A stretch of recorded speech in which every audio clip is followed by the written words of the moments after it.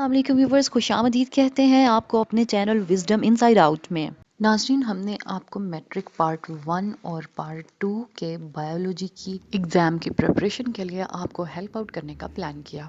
हम आपको देंगे बायोलॉजी की बुक में से कुछ important guest that will help you in the preparation of your annual examination as well as your test session in your school and academies। ये guideline हम आपको चैप्टर वाइज देंगे।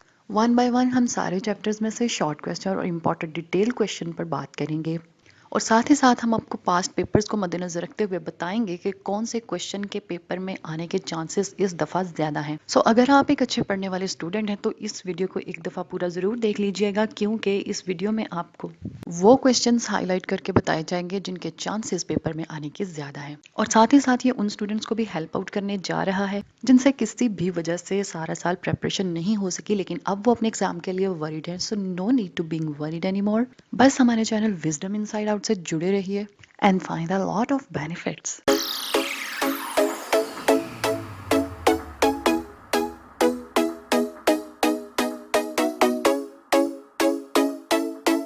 Welcome in our channel Wisdom Inside Out. नाजरीन, आज हम बात करेंगे matric part 1 यानी कि 9th क्लास की बायोलॉजी के चैप्टर 1 के मुतल्लिक, जिसका टाइटल है इंट्रोडक्शन टू बायोलॉजी। ना सिर्फ हम बात करेंगे इंपॉर्टेंट डिटेल क्वेश्चन की, एज वेल एज हम आपको बताएंगे कि कहाँ से क्वेश्चन उठाया जा सकता है। और अगर आप एक ऐसे स्टूडेंट हैं जो कि सारा साल से सही तरह से प्रेपरेशन नहीं कर सके हैं, तो बस आप हमारे इस गेस्ट पेपर को फॉलो कर लें और जहाँ जहाँ से हम आपको मार्क करवा रहे हैं कि ये पार्ट इंपॉर्टेंट है, ये क्वेश्चन इंपॉर्टेंट है, यहाँ से क्वेश्चन उठाया जा सकता है, उसको ज़रा गौर से देख लें।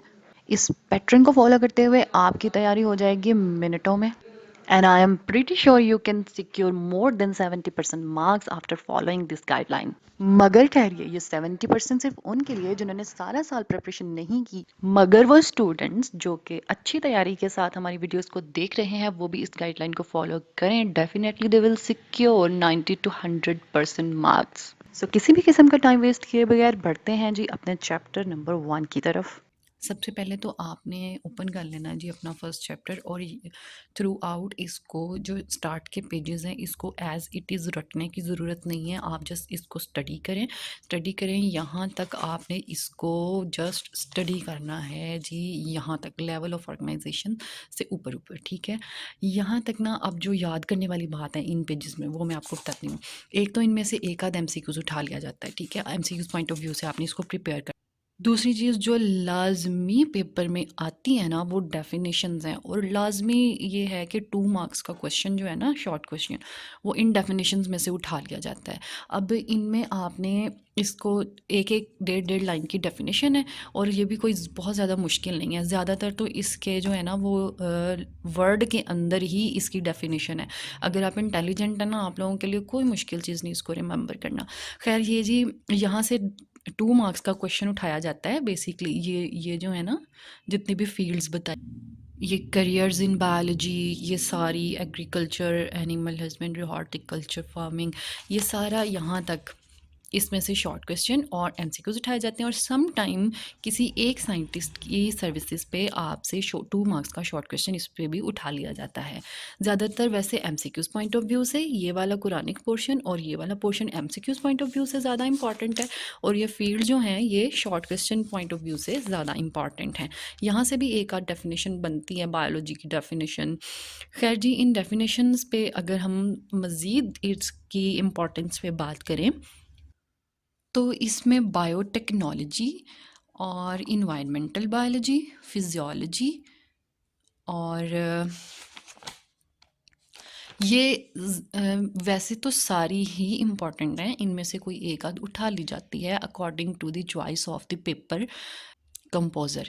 लेकिन अगर मैं इनमें से भी कोई एक आध इम्पॉर्टेंट हाईलाइट करूं तो वही हैं जो मैंने आपको पहले बताई हैं, बायोटेक्नोलॉजी वगैरह। ये ज़्यादा फ्रीक्वेंटली उठाई गई हैं अगर हम पास्ट पेपर्स को सामने रखें तो। जी अगली जो फील्ड्स हैं जी, इसका रिलेशनशिप जो है बायोलॉजी अदर साइंस फील्ड्स के साथ, तो इसमें बायोकेमिस्ट्री को ज़्यादा हाईलाइट किया जाता है। ये मैं अपना पर्सनल व्यू नहीं दे रही हूँ, बल्कि मैंने पास्ट पेपर्स देखे हैं।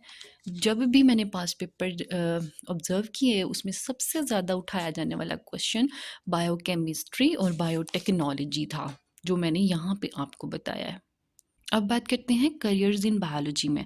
करियर्स इन बायोलॉजी में सबसे ज़्यादा उठाया जाने वाला, फ्रीक्वेंटली उठाया जाने वाला क्वेश्चन एग्रीकल्चर है एंड अगेन द बायोटेक्नोलॉजी। करनी आपने याद सारी डेफिनेशंस हैं, लेकिन इन दोनों पे ज़रा ज़्यादा फोकस कर लें क्योंकि ये फ्रीक्वेंटली आने वाला क्वेश्चन है। इनमें से किसी एक साइंटिस्ट की सर्विसेज के बारे में, उनकी लाइफ हिस्ट्री के बारे में पूछ लिया जाता है। ये अब पेपर कंपोजर की चॉइस पे डिपेंड करता है कि वो इसमें से एमसीक्यूज उठाए या शॉर्ट क्वेश्चन उठाए, या मे बी इसमें से कुछ भी ना उठाया जाए।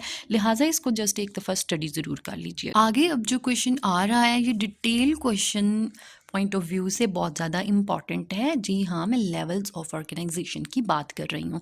अब इसमें सबसे ज़्यादा फोकस जो आपने करना है ना, वो इसके सीक्वेंस पे करना है, क्योंकि इसके मार्क्स डिपेंड ही इसके सीक्वेंस पे करते हैं। कुछ बच्चे इसको पूरे का पूरा याद तो कर लेते हैं, लेकिन वो क्या करते हैं कि दूसरे नंबर पे जो आना था उसको फोर्थ पे राइट कर रहे हैं, फोर्थ वाले को फर्स्ट पे राइट कर, इसको सही तस्लीम नहीं किया जाता, चाहे आपने अंदर डिटेल सही भी दी है, क्योंकि ये लेवल की बात की गई है और लेवल्स हमेशा जो हैं वो सीक्वेंस के अकॉर्डिंग ही राइट किए जाते हैं। सो आपने सब एटॉमिक और एटॉमिक लेवल से स्टार्ट करना है, उसके बाद इसी सीक्वेंस से आपने सारे राइट करने हैं। अगर आपको लग रहा है कि ये बहुत बड़ा क्वेश्चन है और आपको याद करना मुश्किल लग रहा है, सो डोंट वरी, मैं इसके बारे में भी आपको गाइडलाइन दे रही हूँ।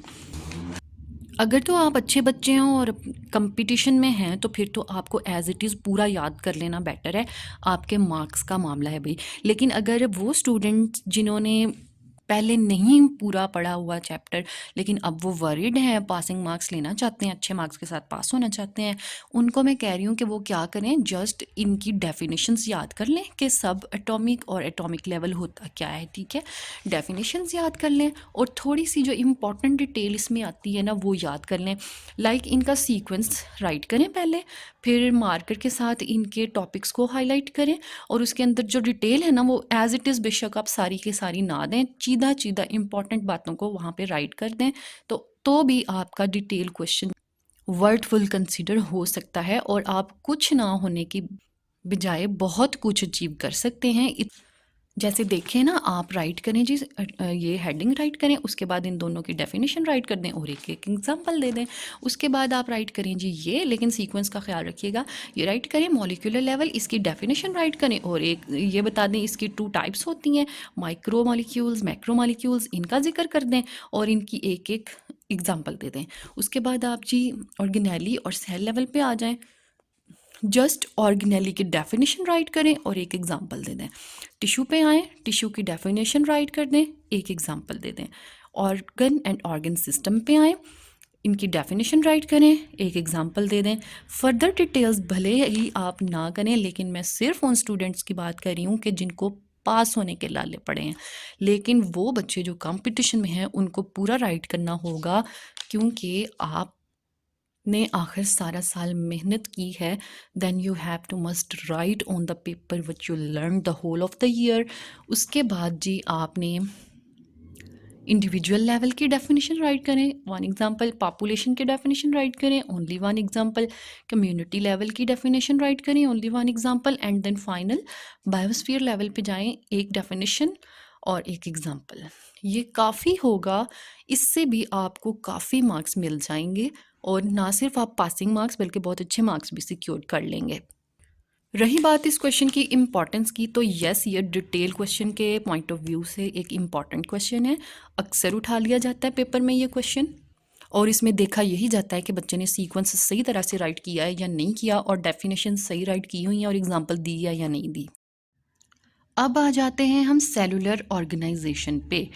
अब ना ये क्वेश्चन थोड़ा सा आंखें खोल के करने वाला है, बच्चे इनको बहुत ज़्यादा शफल करते हैं, मिक्स करते हैं। सेलुलर ऑर्गेनाइजेशन में ये राइट कर देते हैं और ये जो लेवल ऑफ ऑर्गेनाइजेशन है इसमें वो सेलुलर ऑर्गेनाइजेशन लिख जाते हैं, मिक्स कर देते हैं। इनको मिक्स नहीं करना, सेलुलर ऑर्गेनाइजेशन और है, लेवल ऑफ ऑर्गेनाइजेशन और है। सेलुलर ऑर्गेनाइजेशन भी बहुत बहुत बहुत इंपॉर्टेंट क्वेश्चन है, बल्कि इस क्वेश्चन के कंपैरिजन में अगर मैं बात करूं तो ये क्वेश्चन ज़्यादा फ्रीक्वेंटली पेपर में आया हुआ है। अब टॉपर बच्चे इसको पूरा करेंगे, लेकिन वो बच्चे जो किसी वजह से तैयारी नहीं कर पाए हैं उन्होंने इस क्वेश्चन में क्या करना है कि सेलुलर ऑर्गेनाइजेशन की सबसे पहले वो डेफिनेशन राइट करेंगे। डेफिनेशन राइट करने के बाद वो इसकी टाइप्स को हाईलाइट करेंगे, मार्कर के साथ 2 इस तरह बनाएंगे जी। इसकी टाइप्स हैं, एक में वो राइट करेंगे यूनिसेलुलर ऑर्गेनाइजेशन, एक में वो राइट करेंगे मल्टी सेलुलर ऑर्गेनाइजेशन और एक में वो राइट करेंगे कॉलोनियल ऑर्गेनाइजेशन। अब क्या करना है, उन्होंने पूरी की पूरी डिटेल देने की ज़रूरत नहीं है। इन तीनों टाइप्स की जस्ट डेफिनेशन राइट करें और साथ एक एक एग्जांपल दे दें। तो लीजिए आपका एक और डिटेल क्वेश्चन सॉल्व हो चुका। अब कुछ बच्चे ये पूछते हैं कि मैम क्या हमें ये मस्टर्ड प्लांट और ये फ्रॉग हमने अगर ये क्वेश्चन पेपर में आता है तो हमें ये राइट करना है या नहीं करना। तो ये मैं एक बात आपको एक्सप्लेन करती चलूँ कि बच्चों ये जो मल्टी सेलुलर ऑर्गेनाइजेशन है ना, ये बेसिकली उसी की एग्जांपल है। मस्टर्ड प्लांट है वो मल्टी सेलुलर ऑर्गेनिज्म है, फ्रॉग है वो भी मल्टी सेलुलर ऑर्गेनिज्म है। सो ये दोनों इसकी एग्जांपल में ही आते हैं। अगर तो आप टॉप करना चाहते हैं, टॉप 100% मार्क्स लेना चाहते हैं, you must have to write these two examples with their scientific names as well. लेकिन अगर आप कोई बीच की राह ढूंढ रहे हैं पासिंग मार्क्स लेने की, तो आपने इनको मेंशन ज़रूर कर देना है, ठीक है, मस्टर्ड प्लांट और फ्रॉग। और आगे इनकी दो तीन तीन लाइनों की एक्सप्लेनेशन राइट कर देनी है। पूरा बेशक आप ना राइट करें, ठीक है, ताकि पेपर जो चेक करे ना उसको ये लगे कि बच्चे ने स्टडी किया, उसको पता है कि ये दोनों इसी कैटेगरी में आ रही हैं। अगर आप बिल्कुल छोड़ देते हैं ना, तो चेकिंग टीम पे ये इम्पेक्ट आता है कि बच्चे को अंडरस्टैंडिंग ही नहीं है कि ये मल्टी सेलुलर ऑर्गेनाइजेशन की एग्जांपल्स हैं। लिहाजा आप इनको मेंशन कर दें, फर्दर डिटेल चाहे आप ना दें, थोड़ा थोड़ा बस इसके बारे में एक्सप्लेन कर दें। और बच्चे पूछते हैं कि जी ये डायग्राम फ्रॉग की बनानी है या नहीं।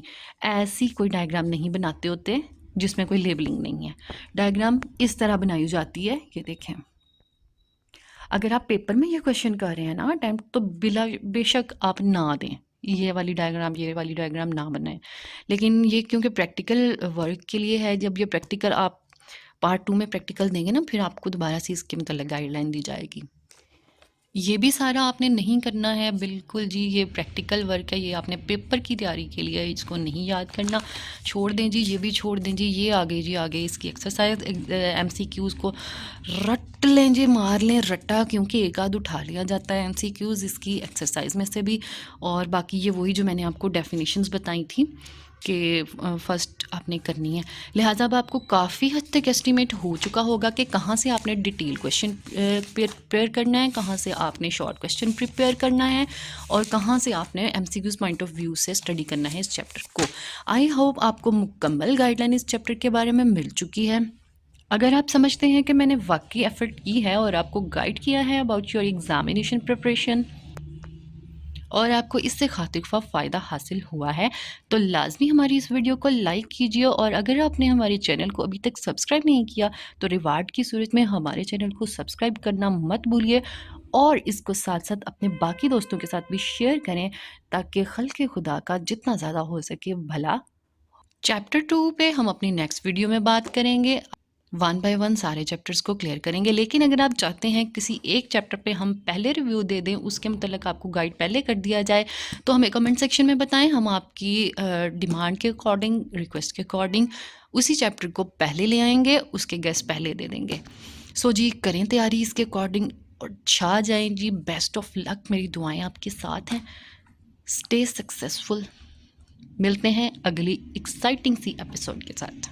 होप सो आपको हमारी ये इन्फॉर्मेटिव वीडियो बहुत पसंद आई होगी। वीडियो अच्छी लगे तो लाइक करना मत भूलिए और अगर आप इसी तरह अच्छी वीडियोस से मुस्तफीद होना चाहते हैं तो सब्सक्राइब कीजिए। Stay tuned for the latest updates. Thank you.